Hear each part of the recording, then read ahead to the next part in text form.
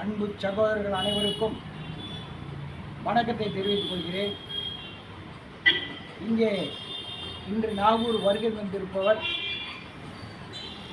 என்னுடைய சகோதரர் செஞ்சி ராஜா அவர்கள், பயங்கரவாத எதிர்ப்பு முன்னணி நிறுவன தலைவர், அகில பாரத இந்து மக்கள் கட்சி நிறுவன தலைவர். இப்படி மிகப்பெரிய பொறுப்புகளை எல்லாம் வைத்துக்கொண்டு இன்றைக்கு நாகூர் வந்திருக்கிறார். என்ன காரணம்? இன்று 30/9/2024 அன்று நாகூரிலே போட்ட பொய் வழக்கு, தங்கம்மாளின் 29ஆம் ஆண்டு வீரவணக்க நாள் நிகழ்ச்சியில்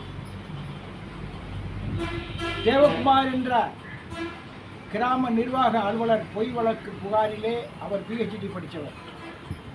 அதனைத் தொடர்ந்து முன்னாள் SP ஹர்சிங், TSP பாலகிருஷ்ணன், நாகூர் முன்னாள் இன்ஸ்பெக்டர் சதீஷ்குமார், மாரியப்பன் இவர்கள் இந்த கூட்டணி இணைந்து பொய் வழக்கு போட்டது.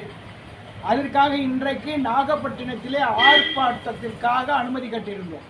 என்னுடைய சகோதரர் பயங்கரவாத எதிர்ப்பு முன்னணி தலைவர், அதே நேரத்திலே சட்ட நுணுக்கங்களை தெரிந்தவர், உச்ச நீதிமன்றம் வரை சென்று சொந்தமாக வாதாடக்கூடிய திறமைசாலி என்பதிலே நான் சொல்வதிலே பெருமைப்படுகிறேன். அப்படிப்பட்ட அற்புதமான மனிதர்.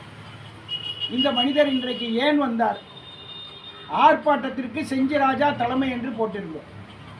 நான் திரும்பவும் சொல்லிவிட்டேன், எப்பா செஞ்சி ராஜா அனுமதி கொடுக்கலப்பா, நீ வர வேண்டாம்ப்பா என்று நான் சொல்லிவிட்டேன். ஆனால் அவர் என்ன சொன்னார் தெரியுமா?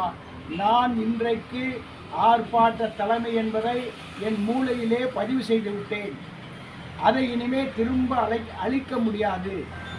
நான் என்னை எப்படி இந்த ஆர்ப்பாட்ட தலைமை என்று போட்டீர்களோ அதன் காரணமாக நாகூருக்கு வந்தே தீருவேன்.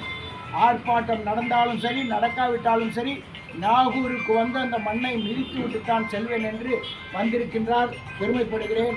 அப்படிப்பட்ட என் சகோதரருக்கு இன்றைக்கு முன்னாடி போட்டு மகிழ்விப்பதிலே பெருமைப்படுகிறேன். இங்கே இருப்பவர் எல்லப்பன்,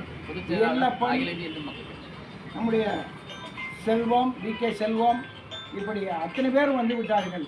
இன்னைக்கு ஒரு மகிழ்ச்சியான நாளாக இருக்கிறது. சங்கடமான வழக்குகளை போட்டிருந்தாலும் மகிழக்கூடிய சூழ்நிலையாகத்தான் இருக்கிறது என்று கூறி விடைபெறுகிறேன். பாரத் மாதா கி ஜெய்.